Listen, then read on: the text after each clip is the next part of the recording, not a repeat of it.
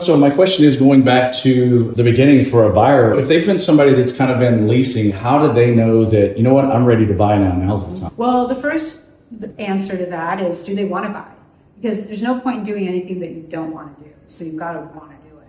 And if you have the desire to do it, I mean, you're paying rent anyways, so somebody else loves you because you're basically paying their monthly mortgage and they're capitalizing on the $10,000 a year tax write-off for property taxes. They're capitalizing on the $750,000 of interest payments for a tax write-off. And they have an asset that they can depreciate. And they also have an asset that they can sell or they can leverage. They can get a HELOC, they can get a line of credit against it and invest it in other things. So they're loving you. You're just shelling out that money every month. Now, why would you want to do that as a prospective homeowner? Well, flexibility. You're not tied to an area. So if you don't know that you want to be somewhere or you don't believe that area is going to be growing in the period of time that you would want to lock that money in, then maybe that's not the right move for you.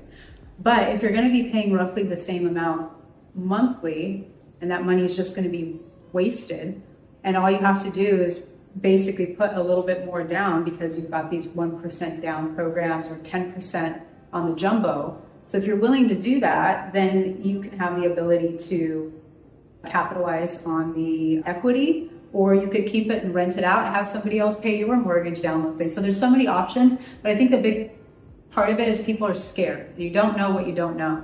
And so if you haven't bought homes before, then you wouldn't know that. But if you're a first-time home buyer, again, it comes back to information. Information is power, and collaborate and meet with a realtor or a lender or both and your CPA and really find out, what does this look like for you, and get clear on it. And then you'll know, do you want to do it or do you not?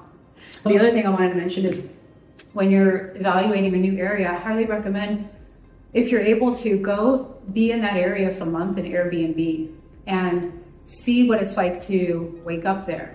See what it's like to get a coffee in that area, to go get gas in that area. Just experience that area rather than going somewhere and falling in love with it in a weekend and not really having clarity on that. That would be another big piece of advice for relocation folks.